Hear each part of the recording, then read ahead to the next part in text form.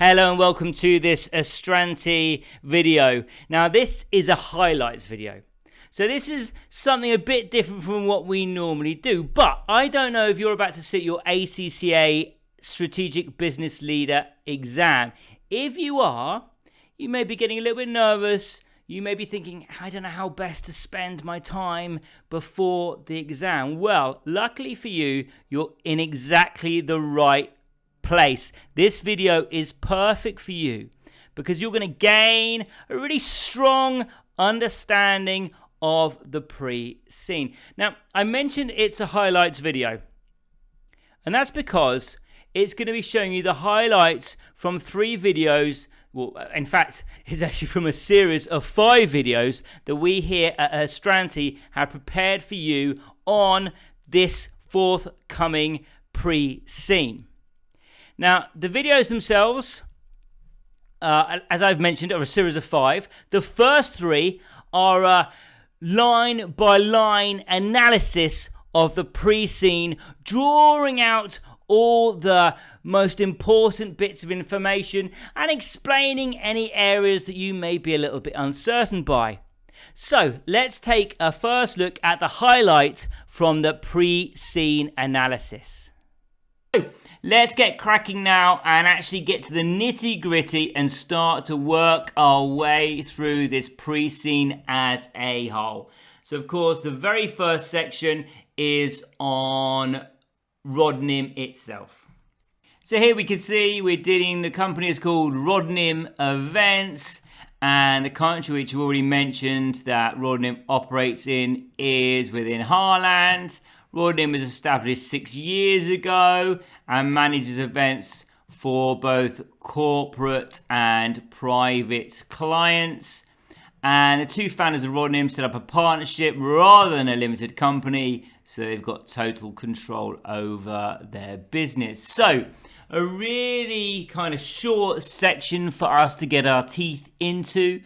Now, we don't find out much about Haaland in this opening introduction, but we later find out that Haaland is described as a prosperous country with a highly competitive events management industry. So what we're going to see is that Rodnim has got opportunities for growth, but yet there's also going to be challenge related to intense competition. So it's really important that throughout this video that we understand the local market conditions like economic stability, cultural preferences, and the existing competition if we're to work out how Rodnim is going to establish a competitive advantage. So we've got to really understand the different types of events, we've got to find gaps in the market, and we've also got to think how we can tailor, and I'm going to use Rodnim and we interchangeably throughout this video, how we can tailor our services to meet the needs of the corporate and private clients that we can see in this introduction that we focus upon. Now, we can see when we look at Rodnim a bit more in this introductory section that Rodnim is an emerging business. It's only 6 years old, so this status gives it some established relationships and credibility, but also there's still going to be growth opportunities. And as an emerging business, Rodnim is most likely in the growth phase of the business life cycle, so it's survived the initial startup risks, but obviously it's still going to be working to expand its market share and improving its profitability. And there's possibly also the suggestion that because of the relatively young age of the company, there could be a need for continuous investment in terms of brand recognition and customer relationships and operational capabilities in order to compete with the larger, more established players in Haaland, of which we'll find out more later on. So I think what we're going to be thinking about here, some ideas that come to mind is, well, how is Rodnim going to identify strategies for growth? And of course, that's something that we'll consider in Ansoff's matrix as well as in other tools in our strategic analysis video later on in this series. Now, we can also find details of Rodnim's partnership structure. So what we can see with the partnership structure is that the founders have total control, which is why they've opted for this as structure. But it also implies there's unlimited personal liability. And of course, that affects governance and risk exposure. Now, a benefit of a partnership structure is that it allows for direct decision making without the need for shareholder approval. And of course, that can lead to faster strategic responses. But of course, as we've already touched upon, the downside is that the partners are personally liable for business debts. And of course, that can impact their risk tolerance and strategic decisions. Now, this structure also affects the ability to raise finance, as partnerships often face challenges in accessing external funding compared to limited companies, which can issue shares. Okay, there's the kind of initial issues that we can see coming out of the introduction. Let's just scroll down a bit now so we've got more of the next section on screen, which is, of course, Harland's Events Management Industry, or Harland Events Management Industry, I should say, to be grammatically correct. Okay, and so what we find out from this opening paragraph of this section 2 is basically what an event is. And obviously at an event, individuals or groups of people mix with one another. Normally they are for a planned and stated specific purpose. There's different sizes of events. So you've got large events, which are corporate conferences, music concerts, festivals and sports events. But then you get these smaller types of events, which are, weddings and parties for particular individuals. So what we're seeing here is the concept of events management is about planning, is about organizing, is about coordinating events. And this depends, or these skills runs to various sizes. So if we're thinking about the UK, for example, we might think of a big festival event like Glastonbury. It's going to have, still involves planning, organizing and coordinating, but a much bigger scale than someone's wedding. But at the very root of these events is the same set of skills. So the core responsibilities of events management business includes making sure that all aspects of an event just run smoothly, and that obviously the event achieves the client's objectives. So obviously this requires a combination of logistical expertise, stakeholder coordination, and risk management to guarantee successful event delivery. Okay, so in the second paragraph, it's kind of reinforcing what we've told about the role of events management businesses, about what they do, and that they are making sure, or they're in charge of making sure, that the events, whatever they are, from the biggest to the smallest, run smoothly. And we find out here a bit about how they charge. So we can see that the events management business charge a fee to clients for managing events, also about the squiggly line, but any revenue generated from the event itself is kept by the client. So what we're seeing here is a fixed income model for Rodnim, where the revenue is determined by service fees rather than performance-based income from events. Now, this limits financial risk in terms of direct exposure to event success, but can also cap potential earnings. So what we've got to understand also is how this revenue model impacts risk exposure as well as strategic financial decisions. And I think that the fixed fee structure also means that effective cost management is really important for Rodnim to maintain profitability, and also ties into kind of risk management and client relationships and service quality. But we'll come on to that more for Rodnim when we get to the finances section. But obviously, this isn't specifically talking about Rodnim, but events management businesses in Haaland as a whole. Okay, and then we find out in this third paragraph about how events management businesses actually are asked or get the contracts with clients. So what they have to do is that they are invited to tender to manage the event, and each tender submission kind of details how the event is going to be managed, what services are provided, and obviously the fee that is going to be charged by the company like Rodnim. Now, the client is then going to review the tenders and then awards the contract based on the tender or based on the business which has presented the most suitable proposal. And what we're seeing here is that basically we've got a really kind of competitive way in which to gain clients, and that success is really going to depend on demonstrating both value for money and having a clear understanding of what the client needs. And to have an effective tendering proposal, you're going to need detailed planning, detailed cost estimation, and a real strong value proposition in order to differentiate yourself or the events management from their competitors.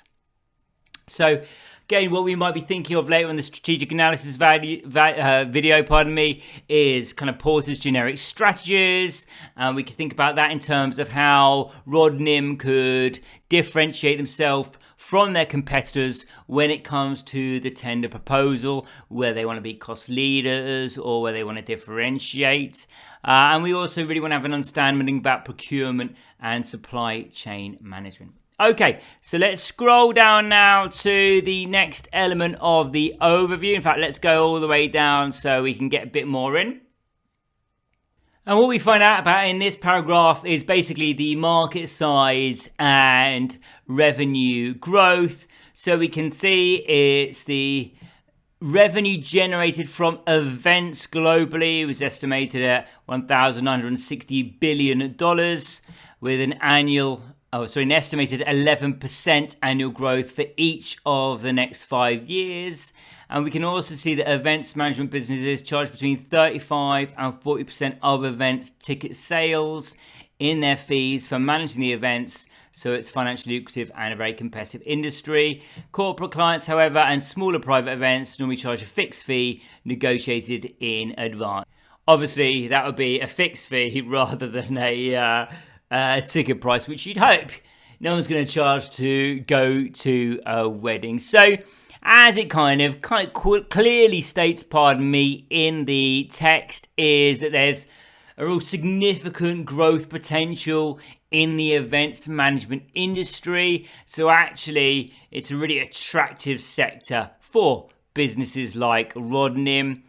We saw they charge kind of a sizable chunk of the event ticket sales, so it's financially lucrative, but obviously it's also a competitive industry. So we also saw in this paragraph that there's a mix of fee structures which allows for both stability in the terms of the fixed fee. So for the corporate clients, the smaller private events, you've got your fixed fee there, but also there's opportunities for higher earnings when you get your percentage-based fees for for managing events that have the ticket sales that we can take, or they can take 35 to 40% from.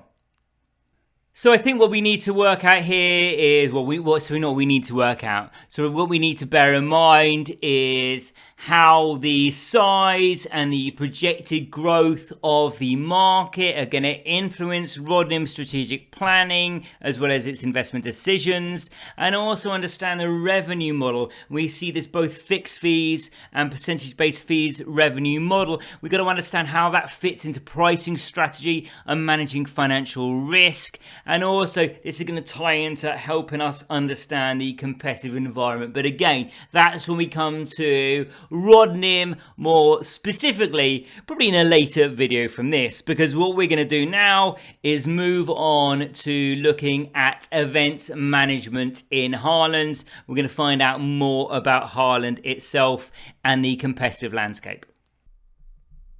So there we go. That was the pre-scene analysis. 3 videos really getting to the detail of the pre-scene.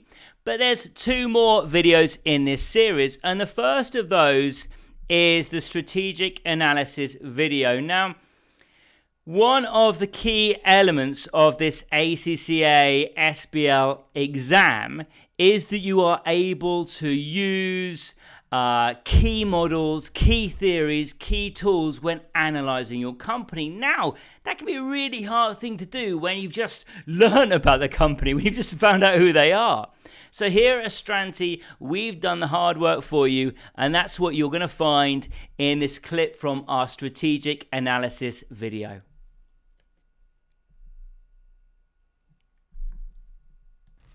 Okay, so obviously CSFs are the kind of key areas that an organization wants to get right if it wants to achieve its strategic objectives. So obviously it's really important that we identify the most important CSFs or the most relevant CSFs so that Rodnim drives their success and sustainable growth. So let's have a look at the ones I've chosen.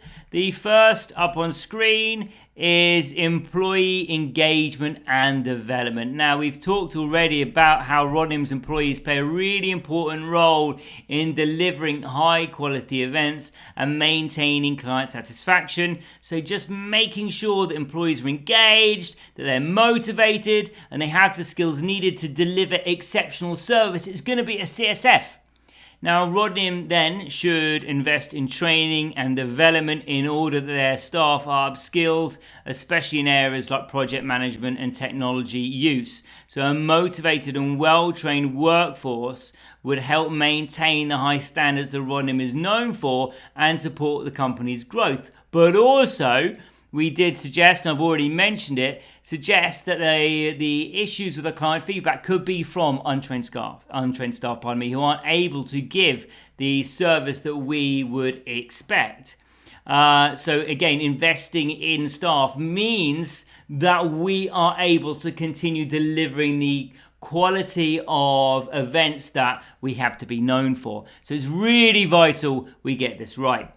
Number 2, client satisfaction. Obviously, this is a big one. It's one of the most important areas for success for Rodnim because the business revolves around providing personalized and high quality events. And that means the satisfaction of clients is going to directly impact the reputation of Rodnim as well as any kind of possible future business opportunities. Now, we did see in the pre-scene, Rodnim has a declining NPS. That's a real area of concern, and improving this score is going to be really important for retaining existing clients as well as attracting new ones.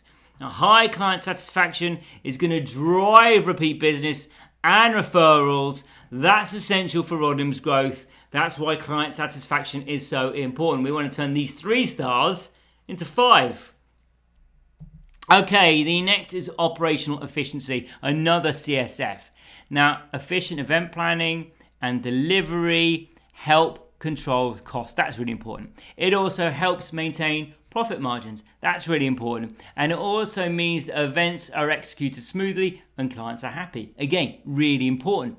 Now, the use of project management tools within the event planning system supports the breakdown of events into manageable tasks. That's going to help reduce errors and delays. So this is really good because Rodnim should be focusing on improving internal processes and resource management in order to improve the quality of the service they're offering whilst maintaining cost effectiveness, whilst maintaining their eye on the bottom line.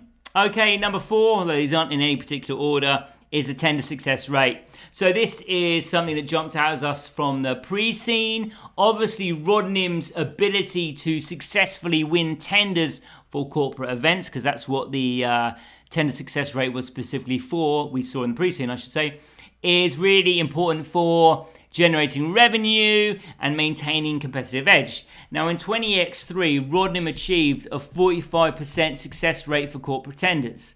Now, this is a really key metric for their performance. Now, if we increase the success rate, it's going to help secure more projects. It's going to help boost revenue.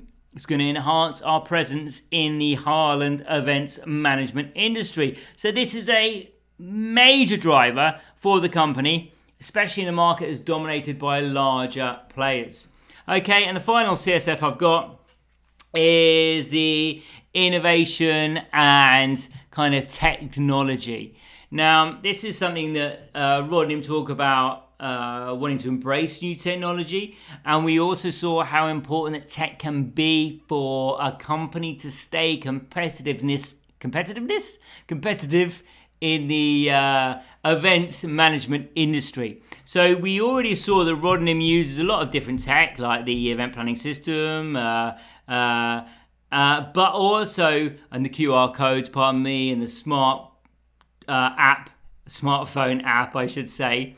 But obviously there were areas in which Rodnim could embrace even newer tech. We talked about analyzing data analytics, and live streaming, all that kind of stuff, because we talked about how, for example, data analytics would help with smart decision making, and live streaming is going to help access new markets. So by pursuing and embracing, is the word that they use, new tech, it means that Rodnim will be in a position to differentiate themselves, offer new projects, become more efficient, and also access different client types. So there we go. That's why I think these are the CSFs that Rodnim need to focus on to achieve their strategic goals. Okay, now we can move on into stakeholder analysis. Okay, so Mendelow's matrix is obviously a way we can track the influence and interest of a variety of different stakeholders within an organization. And obviously we categorize those stakeholders so we can manage them as effectively as needed. And obviously what we're going to work out is who needs close attention, who needs to be kept satisfied, and who simply needs to be kept informed. And by understanding these different relationships means it should help with our business success. And we're going to start with low power, low interest. So I've got a couple here. The first is general public. Now, obviously, the general public will have within them people that will potentially go to a event managed by Rodnim. But even though they might be interested in the events, they really have low power and low interest in the operations of the company itself. So really, all Rodnim has to do with the general public is just make sure they communicate clearly about information regarding logistics to events that people may attend beyond that minimal engagement. And the next element I've got on this low interest, low power is temporary staff as well, because really temporary staff, we thought there'd be security, waiting on staff, all those kind of things are really there for the job, for the hourly wage. Really, they've got, again, low interest in the operations of the company. And really what Rodnim has to do is just keep them informed of what that's expected of them and where they have to be. Okay, now we can move on to high interest, low power. So high interest, low power, we keep them informed. So what we're seeing here is actually we've got two really important groups here. We've got both our clients, we've got the private clients and the corporate clients. So they and again, so both these groups are going to have high interest in the company. But in terms of the operational side of it, really, all they're going to be asked for from Rodnim is to be kept informed, transparent communication, as well as personalised attention to make sure the events they are wanting are created in the way they want. So just making sure, kind of keep informed, keeping abreast of the client's expectations. Now we can contrast that with the opposite, the high power, but actually very low interest. So these are people like the public sector bodies and the lenders and the suppliers. So when we've got public sector bodies, could be people like the industry body, say the IEO. Obviously, they represent the interest of events management businesses. So they have significant power to influence industry standards and practices. But their interest in Rodnim's day-to-day operations should be pretty low unless issues arise. So what Rodnim should do is just make sure they keep the IEO satisfied and other public sector bodies satisfied. They should keep them satisfied, maintain compliance with the standards or the relevant standards, and then proactively engage to avoid any potential negative attention. We don't want them showing interest in us. And similarly with lenders. So obviously they've got significant power over Rodnim's financial stability. I should say we don't know they've got lenders, but we know they don't have shareholders. So we're going to assume they've got lenders. And then we're going to assume maybe they're relying, Rodnim that is, relying on these loans for working capital or expansion. So lenders have significant power. But their interest is generally limited to making sure that their repayments are made on time. So it's really important for Rodnim to maintain a strong financial position and clear communication in order to keep lenders satisfied and avoid any disruptions to financial arrangements. And I've got the suppliers in there as well. So these are the people like the agencies that might... I'm going to say lend, but hire the temporary staff to us, or the venue management owners. They've got a lot of power because they can directly impact the quality of the events that we are delivering on Rodnim. They've got the power to impact our operations. But again, their interest may not be that high as long as they're kept satisfied. So we want to maintain good relationships with them, make sure there's prompt payments, make sure there's clear communication, all those things just to make sure we keep them satisfied. And then we've got our high power, high interest, and really the ones I've got here are the managing partners. They're the founders, they're the managing partners. Amanda and Safi have high power and high interest in Rodnim. They're responsible for the strategic decisions, risk management, and making sure the company meets its objectives. So their direct involvement in operations means that they are key decision makers, and their focus is going to be on maintaining the quality and the growth of the business. So there we go. There's Mendelin Matrix and some examples from it. If I can get my words out. Now let's zoom back, and we're crossing over the gap now, and we are looking away from the organization, and we're moving towards the wider environment. Here we're beginning to look at Haaland. And the reason we're beginning to look towards Haaland is because we are using pest analysis, which is a tool that we use to examine the external factors that influence an organization. So these are the macro environmental factors which could impact the business. So let's have a look at them. We've got our political, economic, social, technological, environment, and legal. So let's have some examples from political factors.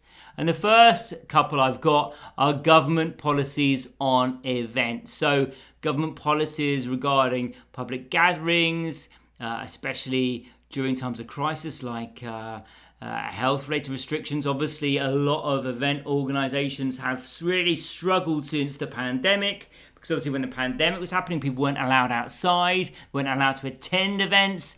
And obviously, these kind of policies can really impact Rodnim's ability to deliver events. So obviously it's really important that Rodnim monitors changes in regulations to make sure they avoid any disruptions.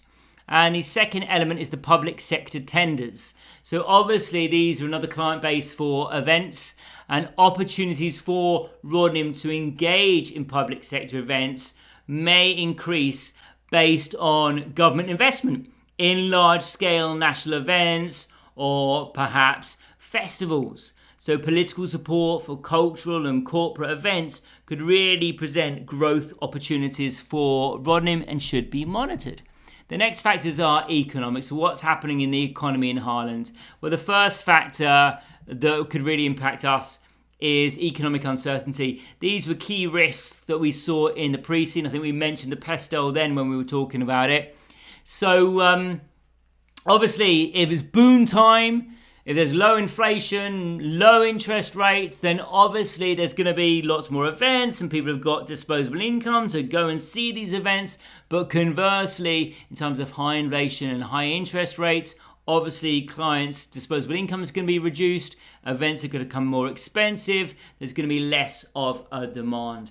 And then client spending behavior is another economic factor. So economic downturns can lead to budget cuts for corporate clients, and that's going to impact the number and scale of events that they're willing to organize. So Rodnim needs to adapt by, or would need to adapt, we should say, by offering cost-effective solutions to maintaining competitive in these situations. So you've got to see these factors are going to cause Rodnim to have to respond in some way. Social factors is the next group of factors. So the first one I've got is changing client expectations. So clients are going to be increasingly expecting more personalized and unique event experiences. So this would mean that Rodnim needs to continue to innovate and offer tailored services in order to meet those expectations and maintain client satisfaction. And then demand for sustainable events is another one we talked about as being a key risk.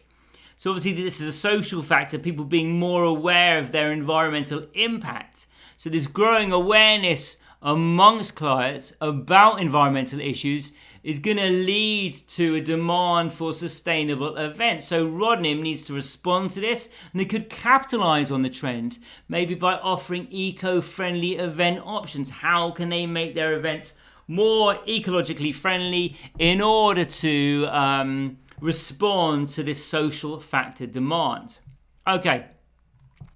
Technological factors is something that popped up in the pre-scene. Obviously, the adoption of virtual event technologies.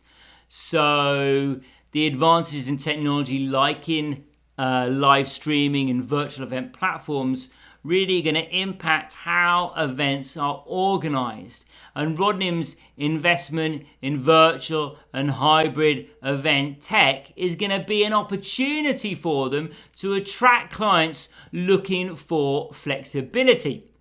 And then the second element of this technological factor is data analytics.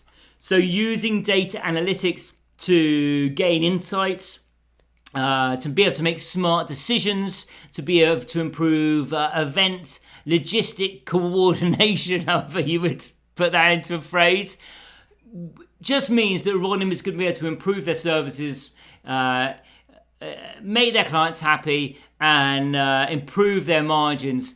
So obviously, using tech like data analytics is going to give them a competitive edge. So this new tech, again, Rodnim needs to respond to it. How they're going to use it can be an opportunity. Okay, then we've got our environmental factors, so climate change impacts. So this is something we spoke about in the key risks again, that kind of unpredictable weather can really impact outdoor events, so disruptions or cancellations can ensue. So obviously this needs to be borne in mind by Rodnim when they're planning these events and comes to ideas how they can mitigate them. And then we've got sustainable practices. So again, thinking about minimizing waste and promoting resource efficiency, just making sure they're as environmentally responsible as possible. And then we've got legal factors. So health and safety regulations, making sure they're compliant with them, because legislation changes all the time. And obviously that could lead to increased costs for compliance, and that could lead to the overall profitability of events. And then other things like data protection laws, because obviously we're going to be managing client information for event registrations, so we hold on to this data. So we got to make sure that we're compliant with these laws like GDPR in Europe in order to avoid any legal issues and maintain our client trust.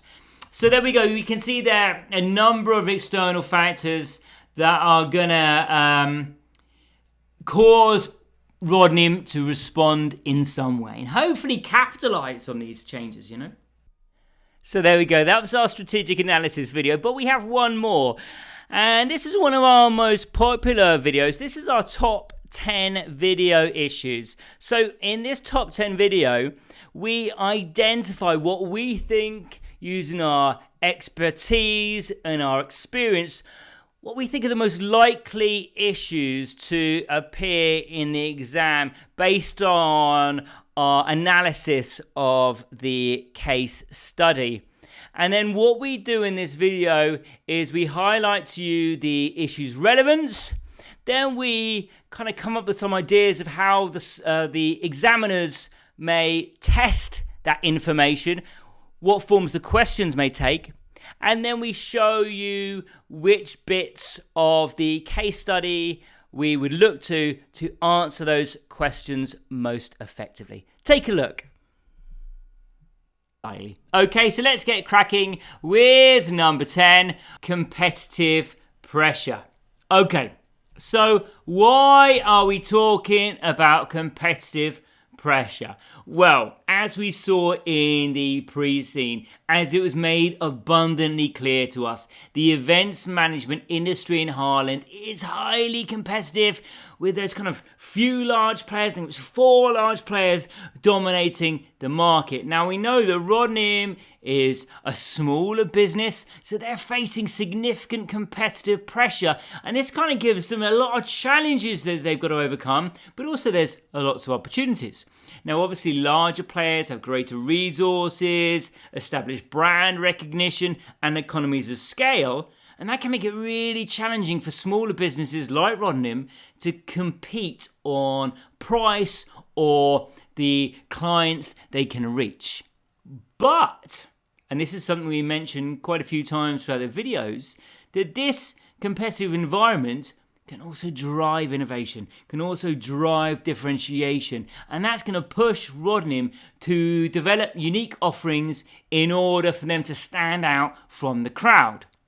Now, as I've mentioned, the pre-scene frequently mentions the competitive dynamics in the market. It highlights the need for Rodnim to be agile and responsive to changes in client demands, as well as competitor strategies.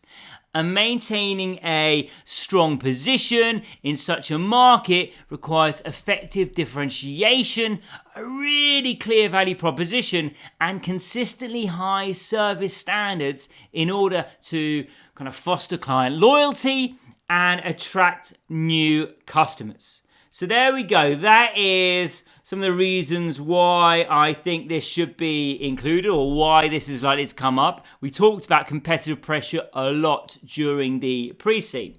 So what are some of the likely issues that we may face? Well, you may be asked how Rodnim can respond to increased competition. You may be asked, or there may be topics on how it can differentiate itself from the larger competitors, or perhaps how it could mitigate the impact of potential price wars. Because remember, we talked about in the pre-scene that the kind of competitive nature could mean that Rodnim has to start undercutting in the tender process. And we also noticed in the finances that although our income fees were growing over the last 3 years, our operating profit margins were shrinking, which kind of suggests we might be not making as much money per event. We could also, another scenario that is, could explore how Rodnim may grow its market share despite the dominance of these larger competitors.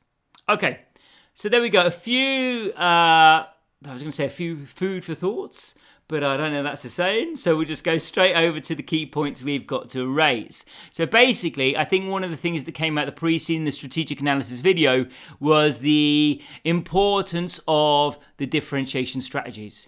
And I think if you're answering these questions, kind of a lot of the focus will be on that emphasis. How are we going to offer unique, personalized event experiences that separates us from the competition? What do we need to do that? And you can also discuss, help if I get it on screen for you, how we could explore, remember I sometimes interchange Rodnim and we when I'm talking, so apologies. We could explore how the acquisition opportunities that we spoke about in the strategic analysis video could be used in order to scale our operations, compete with the larger players, kind of get rid of some of our competition, or maybe acquire a company that normally services a different type of client base to the ones we do, like maybe the public sector, for example, which would help us diversify our offerings. We've also got to highlight the value of maintaining high client satisfaction through consistent service quality and use of the innovative technologies, such as the tech that we spoke about in the pre-scene, like the QR codes, our own app, the navigation systems, all which made the events better for our clients. It made us more operationally efficient, so probably cheaper than, for example, someone have to go and put up all the signs themselves saying event this way. And all those things can kind of give us our identity, which helps us stand out from the competition. And we've also got to think about the importance of strategic pricing decisions and how adjusting pricing strategies could help us respond to competition effectively. So there we go. There are some key points that I think it would be important to raise when we're talking about the kind of competitive nature of the Harlan market. And obviously, when we're thinking back to the ACCA syllabus, we're thinking about the strategic planning, focusing on kind of competitive analysis, market positioning, and strategic response to competition, and also the financial management area of the syllabus for kind of pricing strategies and the impact of cost leadership versus differentiation. So there we go. That is our first top 10 done. Now we can move on down to our number 9, which is regulatory compliance and legal challenge. Now, regulatory compliance is crucial for Rodnim, especially in areas like health and safety, data protection, and employee rights. Now, operating in the events management industry as they do involves adhering to numerous regulations which ensure client and employee safety, data security, and of course, proper business conduct. Now, specific regulations have to be strictly followed in order to avoid significant legal penalties, reputational damage, and of course loss of client trust. We know how important that is if we want to maintain our market share. Now, compliance, this is another reason why it's important, also impacts Rodnim's ability to secure contracts because clients are more likely to work with companies which demonstrate adherence to the latest industry regulations. And we saw in the pre-scene kind of an emphasis for the potential for regulatory changes. And of course, that could suddenly impact Rodnim's ability to operate effectively. And so it's also really important for Rodnim to have a kind of proactive approach to compliance in order for their sustained success, in order for them to minimize their business risks, and also to make sure they are still appealing to their kind of focus on corporate and private clients. Okay, so there's the relevance. What are the likely scenarios? Well, maybe you may have to assess the impact of new regulations on Rodnim, especially in relation to health and safety or data protection. And you may also need to come up with strategies for improving compliance practices, or responding to those changes in regulations. So not new regulations, but also the changes to the existing regulations. So what are the key points to raise? Well, firstly, you've got to highlight the importance of staying informed about regulatory changes and making sure you're implementing best practices for compliance, as well as discussing the need for regular training for staff on health and safety standards and data protection. Now, you can also emphasize that actually regulations or following regulations isn't just about making sure you don't get fined or making sure you just want to be compliant, but also that following or adhering to these regulations gives you or the company the ability to enhance its reputation. It can give it a competitive edge, and it can also be part of a unique selling point that may be attracting maybe not safety conscious clients, but kind of really forward thinking clients that are proactive and aware of what's going on in the industry because they're just switched on. And you could also explain how Rodnim could implement a compliance management system in order to kind of monitor and ensure adherence to regulations. So there we go. There's the key points to raise. And again, if we're thinking back to the ACCA syllabus, obviously links back to the governance, risk and ethics area of the syllabus, focusing on corporate governance and compliance frameworks and ethical considerations. Okay, let's move on now to our third top 10, which is technological advancements and innovation. So there we go. There's our top 10 issues, and there's our video focus on the ACCA SBL. Really analyzing the pre-scene and then applying all the key models, the key theories, and then demonstrating to you what we think is most likely to come up in your exam. Now, to accompany these 3 videos, we also produce an industry analysis. Now, this is a large document that's going to explain to you everything you need to know about the industry. And alongside that, we've also prepared 2 mock exams so you can make sure that you can practice using your newfound knowledge before you come to the exam. I just wanted to point you in the direction of astranti.com, because if you are sitting your ACCA SBL exam, and let's face it, you wouldn't have got to the end of this video if you weren't, then you definitely should check out astranti.com to make sure you are as well prepared for your exams as you possibly can be. And if nothing else, just to get your free industry analysis where you'll be learning all about the real world events management business, then of course you can access the final 2 videos of the pre-scene analysis. You can also access the strategic analysis where we'll be running through Ansof's matrix, Porter's 5 forces, Mendelow's matrix, balanced scorecard, SWOT analysis, amongst others, where we take everything we learn on the pre-scene and feed it through, so you've got all that info at your fingertips ready for your exam. You'll be also able to access your top 10 issues video. Now, the top 10 issues video is where we work out, using our experience and all the little hints in the pre-scene, what we think are most likely, or the most likely issues that you're going to face in the exam. And then we tell you how best you should answer them and how best you should prepare for them. You can also access the 2 pre-scene based mock exams, the exam technique mini course, as well as the live and recorded master classes. So as you can see, we've got everything covered for you. Just head over to astranti.com. But otherwise, I will see you at the pre-scene video 2.